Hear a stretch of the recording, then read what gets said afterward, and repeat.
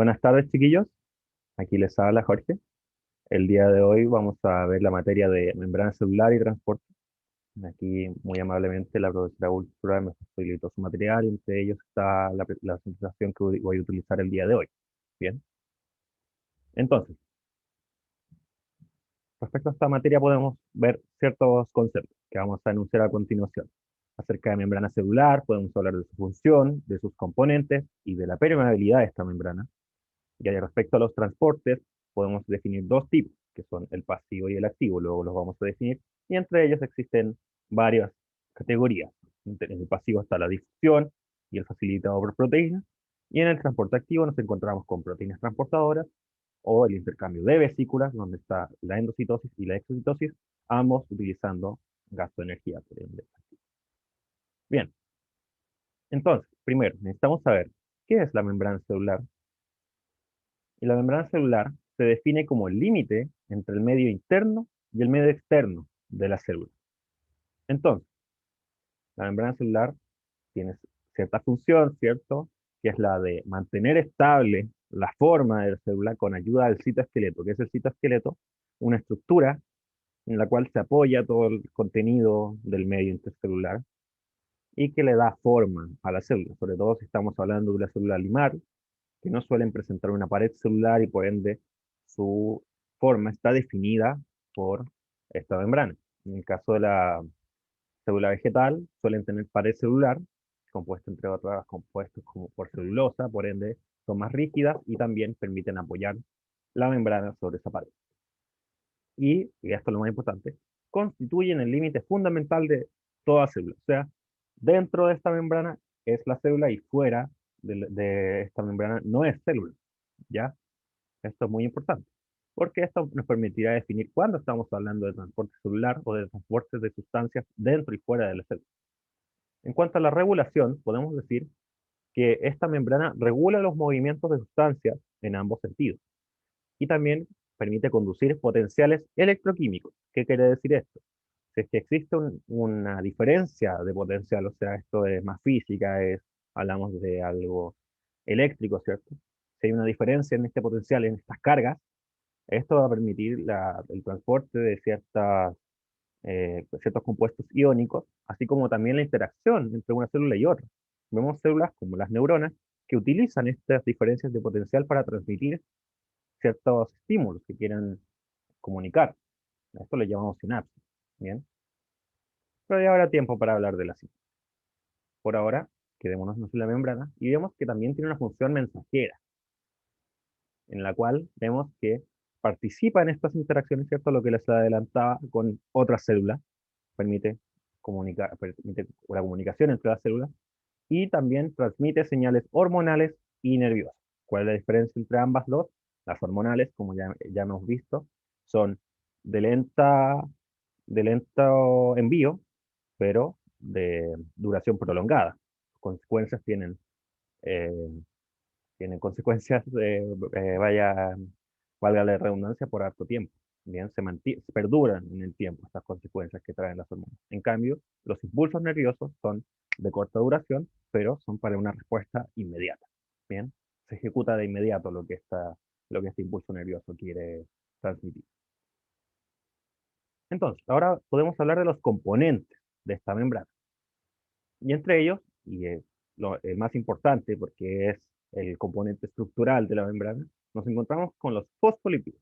Bien, los fosfolípidos son compuestos formados por una cabeza hidrofílica, o sea, que le gusta el agua, que es afín al agua, químicamente hablando, hecha a base de un grupo fosfato, que vemos aquí en la figura de la derecha, y glicerol, un compuesto lípido, ¿cierto? Entonces, aquí vemos una amalgama, ¿cierto?, entre compuestos lípidos y el fosfato.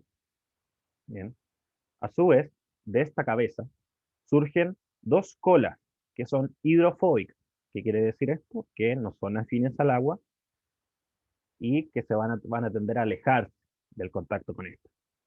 Y estas colas pueden presentar insaturaciones o no. Una insaturación, que es esto que vemos también en la figura de la derecha, un, una alteración en la cola compuesta por eh, enlaces de carbono, ¿cierto? Va a ser CH2, H2, H2, así, en la cual un CH3. Pero de repente vamos a encontrar con un CH, CH, y entre ellos un enlace doble, que es lo que vemos aquí en medio. Bien, eso es una insaturación. Y esto es lo que produce que la cola se doble, porque el ángulo que produce un enlace doble no es el mismo que el que produce un enlace simple. Eso también puede que lo vean en otras ciencias. Bien, lo importante de esto en biología es que estas colas van a ser hidrofóbicas y van a tender a alejarse del agua. En cambio, las cabezas van a ser hidrofílicas y van a tender a acercarse. Esto permite que las cabezas sean las que apunten a ambos extremos de los medios. Unas cabezas apuntando hacia el medio extracelular y otras cabezas hacia el medio intracelular. Aquí en la figura, que está en inglés, pero bueno, dice medio extracelular afuera, espacio extracelular, y adentro dice el lumen de la célula, ¿cierto? El citosol, del contenido de la célula.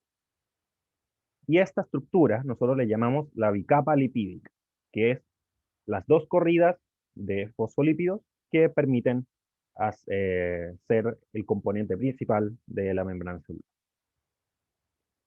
Entonces, aparte de los fosfolípidos, nos vamos a encontrar con otros compuestos entre medio de esta bicapa lipídica. Entre ellos está el colesterol, ¿cierto? Que da estabilidad mecánica adicional a la membrana, o sea, le entrega más dureza, más sustancia, ¿cierto? Más consistencia, permite que no sea tan, tan débil en ese sentido, que no sea tan débil ante los cambios de forma. Y previene el congelamiento celular.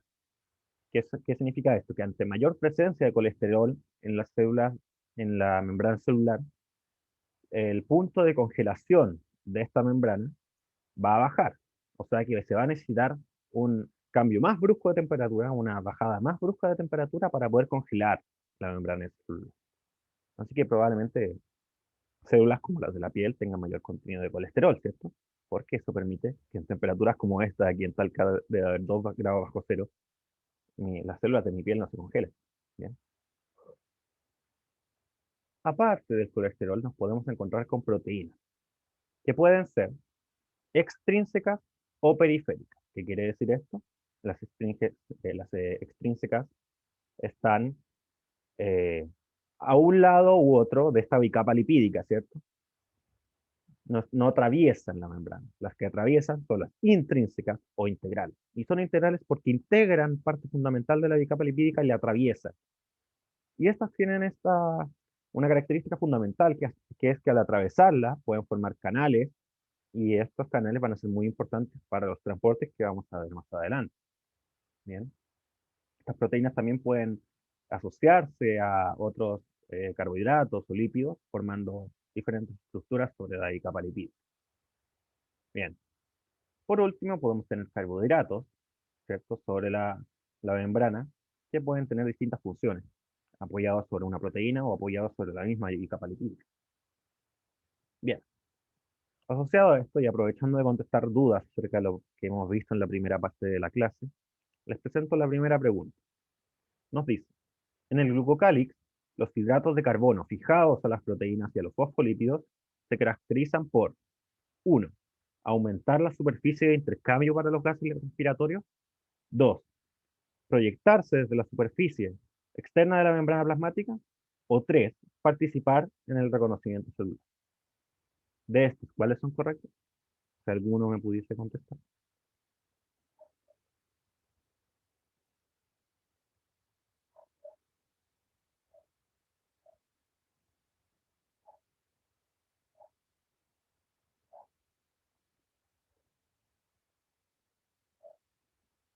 Permítame, estoy contestando una duda, no sé qué decir.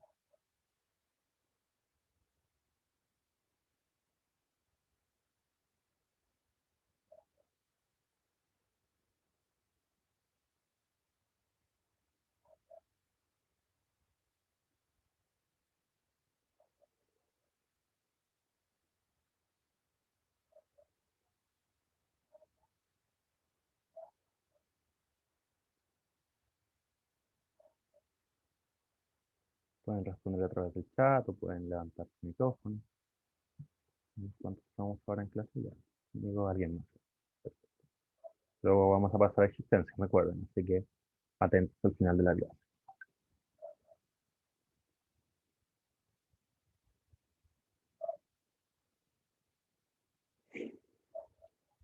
Ah,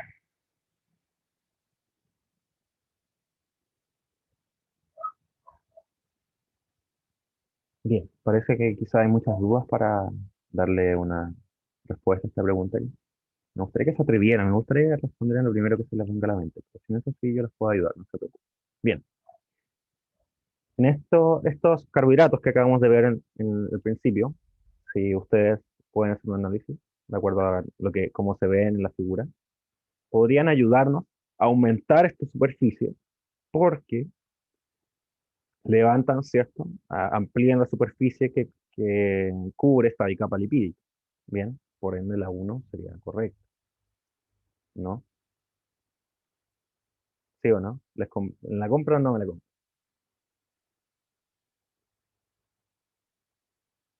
Porque claro, esta pregunta deberíamos poder contestarla después con lo que digamos de transporte. Pero aquí yo le estoy chamullando nomás. Porque los carbohidratos no tienen nada que ver con este transporte de gas que vamos a ver más adelante.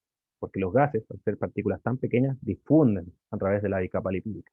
Pasan, sin, sin, sin importarles el gradiente, todo eso. Más fácil aún si son iónicos. Entonces, y por aquí Francisco me comentaba, alternativa D sería que ambas dos, las últimas dos ítems, fueran correctos. Veamos. ¿Se proyectan desde la superficie externa de la membrana plasmática? Sí, se proyectan desde la superficie externa de la capa plasmática. Bien. Y tres, ¿participan en el reconocimiento celular? Podría ser que sí. Aquí no nos dice nada, pero podría ser que sí, ¿cierto? Entonces, ¿cuál es la incorrecta? Muy bien, alternativa D. Solo dos y tres. Muy bien, Fran. No tiene nada que ver con lo de los gases, por lo que les explicaba anteriormente. Y ya entraremos en detalle. Bien, entonces, ¿qué podemos decir ahora respecto a la permeabilidad de esta membrana? O sea, ¿qué permite pasar la membrana y qué no permite que pase a través de la membrana? Y entonces nos vamos a encontrar con esta figura, que es súper típica en los libros de biología, probablemente la encuentran todo el tiempo, y que les viene a explicar que la membrana es semipermeable, o sea, que la membrana permite pasar algunos compuestos y impide el paso de otros. Dicho sea de paso, en esta misma figura nos, nos explican que el gradiente de concentración, o sea, que la dirección desde el medio donde hay más cantidad de una sustancia, o mayor concentración, mejor dicho, hacia el medio donde hay menor concentración de este mismo compuesto, para todos los compuestos es del extra al intra, es hacia adentro. Entonces, conociendo esto, vamos a poder diferenciar qué sustancias van a poder pasar sin problemas gracias a que están a favor del gradiente de concentración. Esto es muy importante, saber si algo está a favor o en contra del gradiente. Si está a favor, es mucho más probable que pueda pasar a través de transporte pasivo. Bien, pero si está en contra del gradiente, lo más probable es que necesite de un transporte activo. Entonces, sustancias no polares, muy importante eso, no polares de pequeño tamaño, tales como el oxígeno, el nitrógeno, gases, van a poder pasar sin problemas a través de esta membrana. A su vez, moléculas polares sin carga, como el H2O y el CO2, el agua, el dióxido de carbono, también pasan sin problemas siempre y cuando estén a favor del gradiente de concentración. Bien. Por otro lado, moléculas con carga van a necesitar la acción de proteínas transportadoras, tales como la glucosa, algún aminoácido, o ciertas moléculas con carga como protones sueltos, como vemos ahí, H+, moléculas de calcio y CH, porque no son muy grandes quizás para pasar a través de la membrana, o la carga, ¿cierto?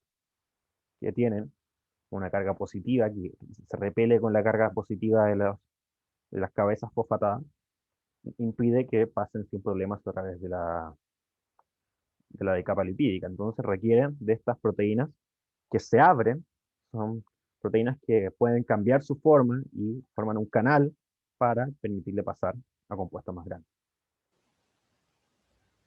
Respecto a esto mismo, ¿qué más podemos decir?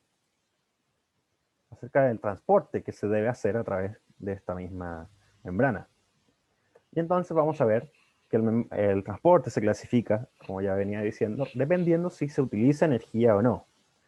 En el transporte activo sí se gasta ATP, ¿cierto? Que ya hemos visto que es la manera en la cual las células reúnen energía.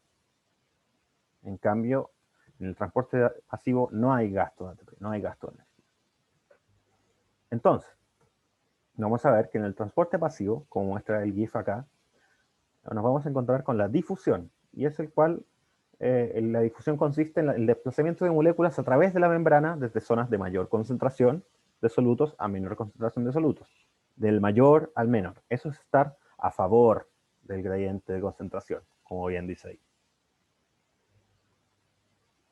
Y esto nos abre una pregunta: ¿cómo se llama la difusión del agua? Y aquí vemos a un glóbulo rojo en este caso, reaccionando ante diferentes soluciones, que pueden ser hipotónicas, isotónicas o hipertónicas. Ya entraremos a detalle respecto a qué significa cada una. Esta difusión del agua se llama osmosis. Bien, la difusión del agua, que consiste en esto mismo que le explicaba acá, pero cuando se trata de agua, lo que se está difundiendo se llama osmosis. ¿Ok? Y la osmosis, dependiendo del contenido de agua y el contenido de solutos de la solución, puede ocasionar diferentes situaciones a las células. Y las células van a reaccionar de diferente manera dependiendo de qué tipo de células son, si son células animales o vegetales. Entonces, en el caso de una célula animal, si nosotros la exponemos a una solución hipotónica, o sea que tiene menor concentración de solutos que una sustancia de referencia, lo que va a tender la osmosis es a ingresar agua a la célula, porque la célula tiene más sales, mayor concentración de sales, de solutos, que el exterior. Entonces necesita agua para equilibrar este gradiente, lo cual puede ocasionar que la célula se hinche y en el último caso estallar. ¿Cierto? La membrana no tiene una resistencia infinita, en algún momento se va a resistir de toda este contenido de agua que le está entrando y podría romperse la célula. Este rompimiento de la célula, rompimiento del citoesqueleto, se le conoce como citólisis. Bien, la situación del medio donde está la célula hinchada, esto va a llevar a una citólisis, donde la célula se rompe. Por otro lado, si metemos la misma célula, en este caso un glóbulo rojo, una solución hipertónica, nos vamos a encontrar con una situación en la cual la célula pierde agua para poder equilibrar la enorme concentración de sales que tiene el entorno. Y esto va a hacer que disminuya en volumen, porque las células en gran parte de su volumen son agua. Entonces, cuando se pierde una cantidad de agua, se evidencia en la forma que adquiere la célula. ¿Bien? Esto lo conocemos como la crenación, ¿cierto? Cuando una célula empieza a perder mucha agua y empieza a perder su forma. La forma característica, en este caso de un glóbulo rojo, es una forma bicóncava, con dos concavidades a un lado y al otro. Esto para permitir un transporte de oxígeno y de otras sustancias. En este caso, esta forma bicóncava se pierde porque la célula se empieza a achatar, debido a la crenación que está sufriendo al perder mucha agua. Por último, ahí tenemos una solución isotónica, que quiere decir que el medio exterior está con la misma concentración de sales, de solutos, que el glóbulo rojo. Por ende, no sufre ningún cambio en su forma. Y bueno, como les venía adelantando, en las células vegetales las reacciones van a ser distintas debido a la existencia de dos estructuras fundamentales. La primera de ellas es la pared celular, como les venía adelantando, la cual le permite mantener una forma rígida a la célula, a diferencia de la membrana que no tiene una forma rígida. Es un mosaico de esta bicapa lipídica que le permite tener una forma súper voluble a los cambios de volumen que presenta. En cambio, la pared celular es rígida, es como una pared de una casa. ¿Bien? Por otro lado, las células vegetales también presentan una estructura que, bueno, las células animales creo que también lo presentan, pero en el caso de las células vegetales es mucho más grande, pudiendo ocupar, como verán ahí, casi la totalidad de su espacio en caso de que entre mucha agua. Esta es la vacuola, y la vacuola se encarga de retener agua en la célula vegetal. En caso de que una planta, por ejemplo, empiece a perder agua, no se le riegue o no reciba agua de las lluvias, esta retendrá agua en su vacuola para permitir que siga funcionando. Entonces, ante una condición isotónica, por supuesto, la célula vegetal no va a reaccionar, pero ante cambios en la condición del entorno, por ejemplo, en una condición hipertónica, va a reaccionar diferente a la célula animal, porque no se encoge debido a que existe esta pared celular, pero su membrana y el espacio que ocupa esta membrana sí se encoge, pudiendo incluso desprenderse de la pared celular, despegarse la membrana de la pared. A este proceso lo conocemos como plasmólisis, ¿bien? Y esta plasmólisis nos dice, ¿cierto? Lisis era destrucción, en este caso nos habla de una destrucción del plasma del citosol, del citoesqueleto, debido a que se está despegando de esta pared celular, ¿bien? Pero la célula mantiene su forma porque sigue la pared celular ahí, con la misma forma de siempre. Por otro lado, cuando una célula vegetal está ante una condición hipotónica y empieza a guardar agua, su vacuola se hincha, empieza a ocupar gran parte del espacio, del volumen en la célula, pero es la pared celular la que permite que esta célula no estalle, que no ocurra una citólisis. A esta situación en la cual la célula está hinchada, se le conoce como turgencia. Bien, cuando la célula está en turgencia, está ante un medio hipotónico y está constantemente recibiendo agua debido a que está el gradiente de concentración a su favor, pero la pared celular impide que esta célula estalle. Bien. Entonces, de acuerdo a lo que acabamos de estudiar, vamos a contestar las siguientes preguntas. Son dos preguntitas, ¿no? Se colocan células animales en una solución desconocida, bien, no sabemos su tonicidad, y estas no presentan cambios. Se puede explicar tal comportamiento celular porque la solución desconocida en relación con la solución del interior de la célula, 1. Era isotónica, 2. Poseía igual volumen, o 3. Tenía igual concentración. ¿Cuál dirían ustedes que es la alternativa correcta? Me está preguntando. La solución desconocida, donde estamos metiendo nuestras células animales, ojo, en relación con el medio intracelular, con relación con el citosol, están isotónicos, o sea, están en igual concentración de solutos, poseen igual volumen, o sea, por ejemplo, si esta botella fuera el medio extracelular y el vaso fuera mi célula, ¿están en igual volumen? ¿Tienen el mismo volumen? ¿O tenían igual concentración? ¿Y concentración de qué me dirán ustedes? De sales, ¿cierto? De solutos, de lo que estamos hablando. Y aquí aparece Javier, aparece Daniela, bien. Sin miedo, vayan comentándolo por el chat, si aquí nadie los va a humillar por tener la respuesta errada. Si sea así, se las tendrán que ver conmigo, ¿bien? Entonces, vamos a ver. ¿Será la alternativa D? Y así es, muy bien, Javier, muy bien, Daniela. La solución en la cual estamos metiendo nuestras células tiene que ser isotónica, para que no se presenten cambios en su forma, ¿cierto? Si no va a reaccionar, de repente puede encogerse o puede inflarse de acuerdo a los cambios en la tonicidad. Y decir que es isotónica es lo mismo que decir que tenían igual concentración, ¿cierto?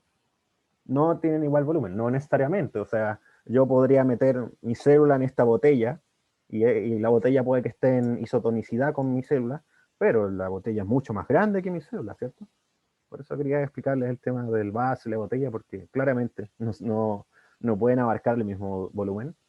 Y por lo mismo, nos damos cuenta que no tienen ninguna relación con la concentración de sales que posean.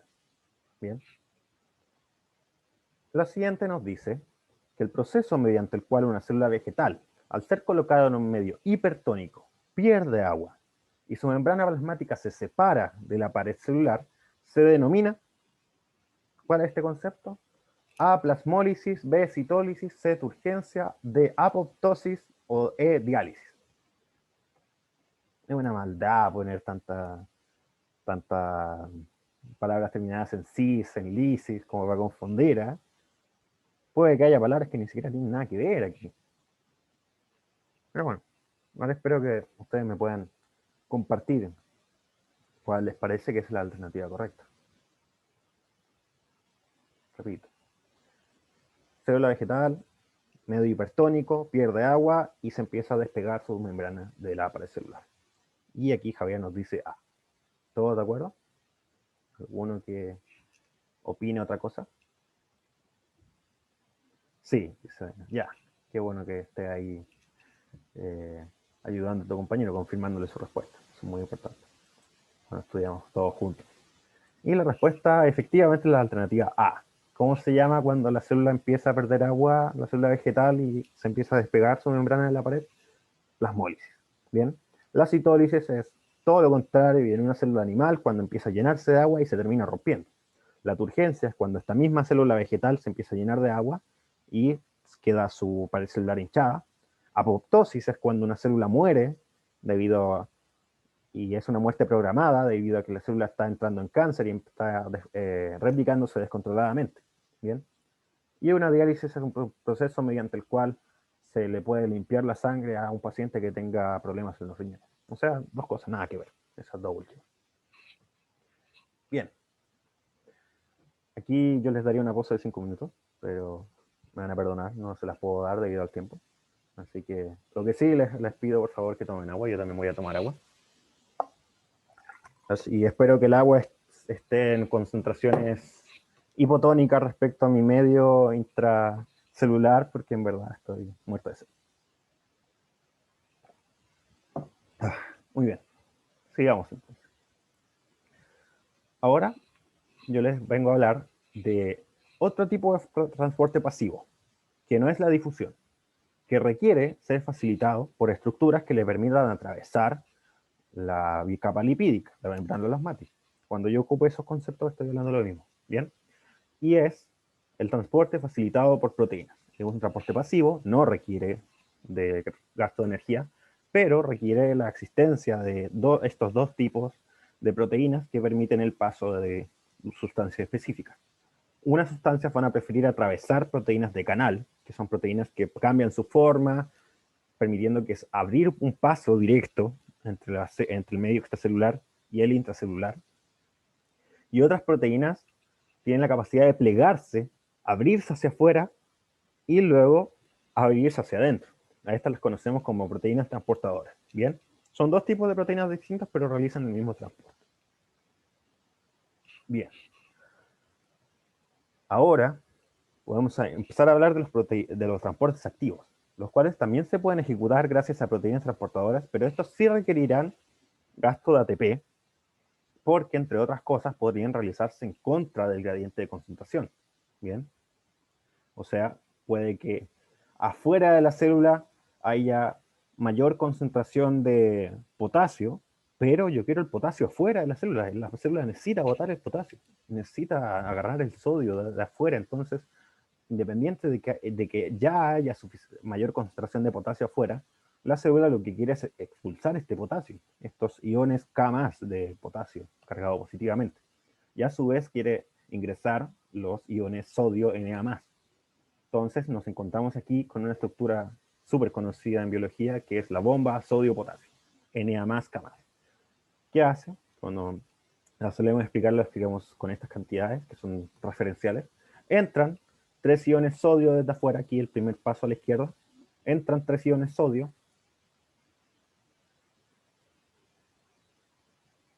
Y salen hacia el medio extracelular. Ahí me estuve confundiendo,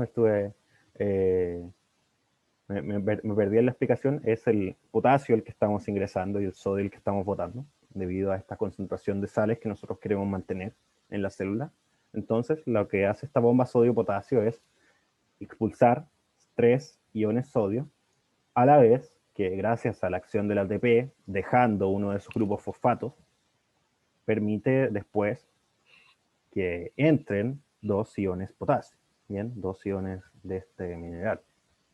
Entonces nos quedamos con un balance en el cual se fueron 3 iones sodio menos 3 Na más, pero ingresaron 2 iones potasio, más 2 K+, ¿bien? Esa sería la fórmula que vemos a partir de este esquema. Bien. Como verán aquí, en el costado derecho se ve que la concentración se mantiene las concentraciones, si bien son favorables a que el proceso se haga de manera opuesta, o sea, de que estemos ingresando sodio a la célula y estemos botando potasio, lo que quiere la célula es botar el sodio e ingresar el potasio. Allí sí estoy bien. Bien.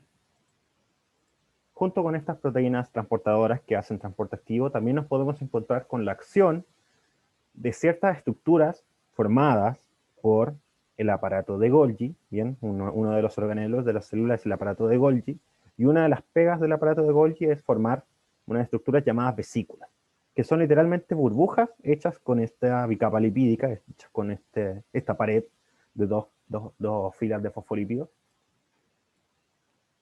Y estas vesículas permiten que en su interior se expulsen sustancias que no pueden pasar directamente ni a través de la membrana ni por proteínas transportadoras. Entonces tú agarras estas sustancias dentro de una vesícula y la vesícula llega a la membrana plasmática y se empieza a desdoblar sobre la membrana, ya que están hechas del mismo material.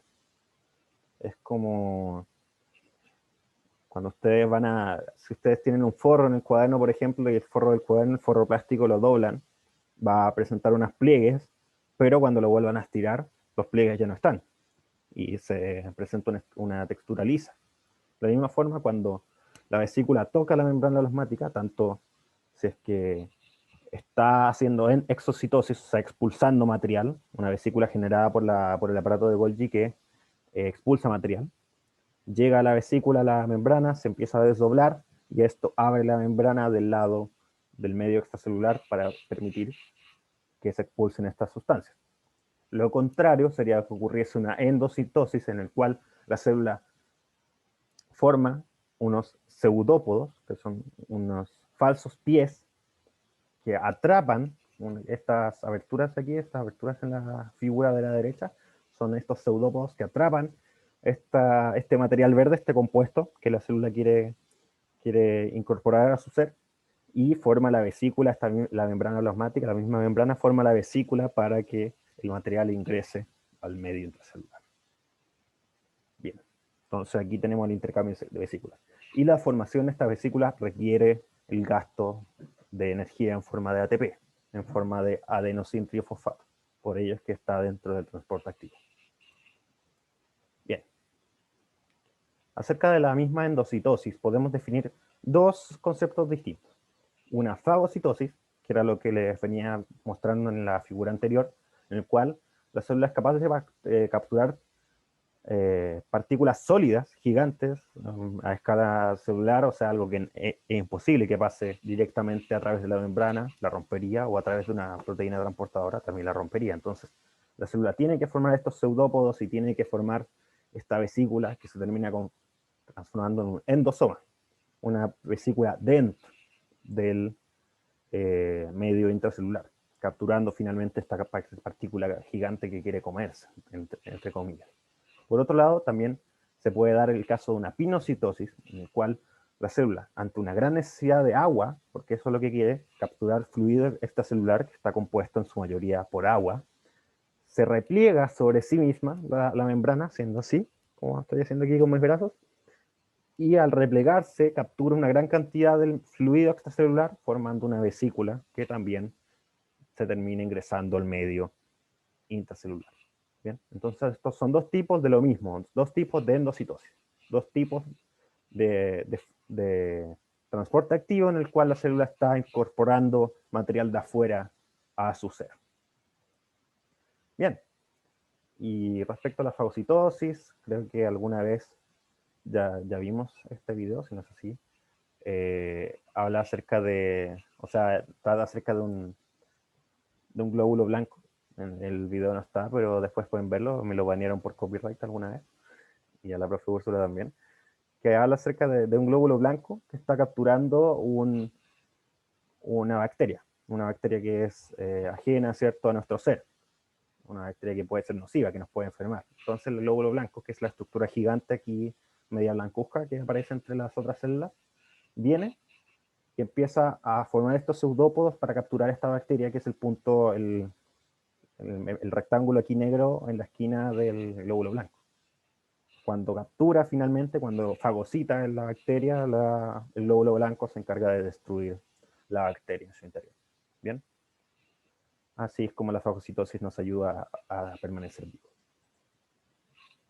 Por último, para definir un poco más la exocitosis, podemos decir que esta vesícula que forma el aparato de Golgi se desdobla, ¿cierto? Como les venía explicando en la membrana plasmática y permite expulsar ciertos materiales que no se pueden expulsar a través de las proteínas transportadoras ni directamente difundiendo a través de la membrana.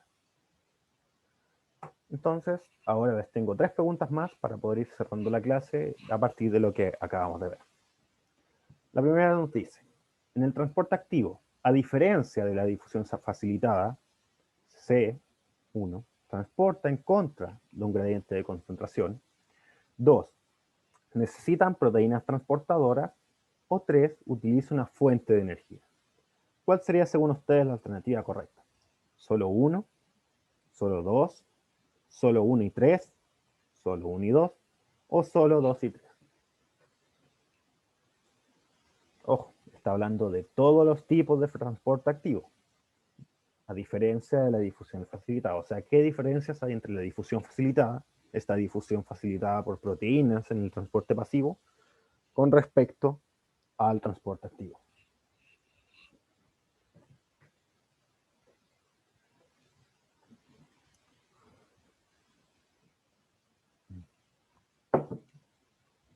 Dice Javier, dice Daniela.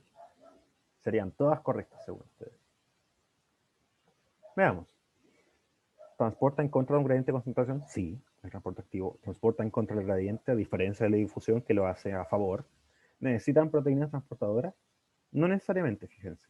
En el transporte activo, dentro de los transportes activos, tenemos la formación de vesículas, que no requiere de proteínas transportadoras, a diferencia de proteínas como la bomba sodio-potasio, que sí requiere del gasto de energía.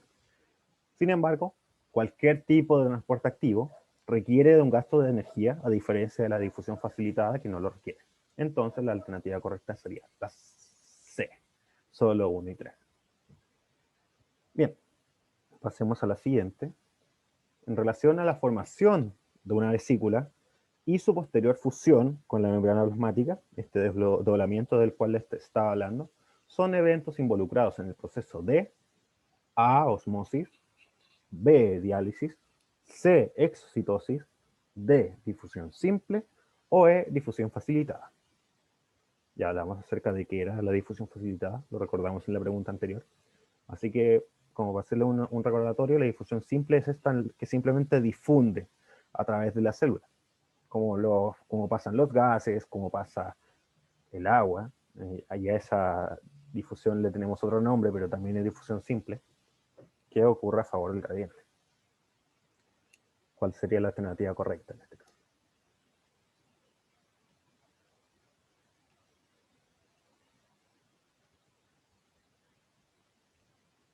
Tengan ojo, que también puede haber detractores, cosas que digan lo mismo. También fíjense en el orden en el que nos hablan de estos eventos. 1, formación de una vesícula. Y 2, posterior a esto, se fusiona con la membrana plasmática. Forma la vesícula, fusiona con la membrana plasmática. Bien. Podríamos ver al tiro cuál es la alternativa correcta, como para que quede claro este concepto. Sería el de la exocitosis. Bien, en la exocitosis nosotros estamos formando vesículas con sustancias que queremos eliminar de la célula para posteriormente fusionarse con la membrana plasmática y que esta vesícula termine expulsando estos compuestos hacia el exterior. Bien, eso es la exocitosis. En ninguno de los otros conceptos que nos hablan se forman vesículas. Por ende, ahí ya no se habla de esto. Bien. Siguiente. Por último, la última pregunta que nos va quedando nos dice, con respecto a la difusión simple y a la difusión facilitada, ¿es correcto afirmar que en ambos tipos de transporte, 1, las sustancias movilizadas presentan alta masa molecular, B, se requiere de la hidrólisis de ATP como fuente de energía, C, las sustancias movilizadas atraviesan por la bicapa de los fosfolípidos. D, se requiere de proteínas transportadoras presentes en la membrana. O E, el movimiento neto de sustancias ocurre a favor del gradiente de concentración. No se mareen mucho con la alternativa, quédense con el enunciado. Nos hablan de la difusión simple y de la difusión facilitada. Y nos hablan de algo que tienen en común ambos. Entonces tenemos que pensar qué cosas tienen en común ambos. Ambas son difusiones, ¿cierto? Que ocurren a favor del gradiente, sin necesidad de energía, de un gasto de energía. Diferencias podrían ser que la difusión facilitada requiere proteínas, pero nos estamos concentrando en las cosas que tienen en común. Entonces, con eso en mente, veamos. Por eso la alternativa A nos dice las sustancias movilizadas presentan una alta masa molecular. Respecto a esa, yo diría que no necesariamente. No necesariamente porque, sobre todo en la difusión simple, hablamos de moléculas muy pequeñas. Entonces, yo creo que es algo que no podemos determinar solamente sabiendo qué tipo de difusión es. Además, las sustancias que presentan alta masa molecular las solemos movilizar a través de otros mecanismos. Así que descarten la A. ¿Cuál otra podrían decir que es la alternativa correcta?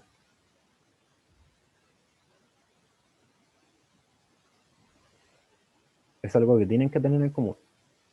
No es una diferencia, ¿ya? Porque en algunas alternativas por aquí nos hablan de diferencias entre estas dos difusiones, sino tiene que ser algo que tengan en común.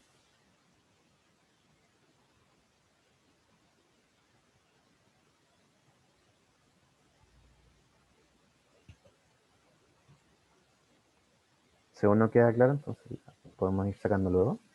Podría ser la E, sí, podría ser la C. Entonces, ya descartamos la A. ¿Se requiere la hidrólisis de ATP con fuente de energía? No, porque ninguno de estos dos gasta energía. ¿De acuerdo? Bien. La B, fuera. La C. Las sustancias movilizadas atraviesan por la capa de los fosfolípidos. En la difusión simple sí, pero en la difusión facilitada no. Bien. La D. Se requiere de proteínas transportadoras presentes en la membrana. En la difusión simple no requiere proteínas, simplemente las moléculas pasan. Y en la difusión facilitada sí, tampoco. Por ende nos quedaría la alternativa E por descarte, que también es la correcta, porque el movimiento neto de sustancias, o sea, las sustancias con las que me termino quedando después de estos procesos de difusión, ocurren a favor del gradiente de concentración. O sea, si antes de que ocurriera la difusión simple o la difusión facilitada, yo tenía más concentración de sales afuera que adentro de la célula, al final de esta difusión yo debería tener la misma concentración de sales tanto afuera como dentro de la célula. O sea, va a tender a la isotonicidad de la situación. ¿Bien? Entonces, alternativa correcta, alternativa. Por último, aquí les voy dejando un resumen, los componentes de la membrana, fosfolípidos, colesterol, proteínas, carbohidratos. El transporte pasivo, un par de GIFs que les puede servir para estudiar, con la difusión que pasa otra vez nomás, y la difusión facilitada a través de la proteína transportadora. El transporte activo, ahí con la energía que permite que entre este componente, y también la formación de vesículas, que es otro tipo de transporte activo.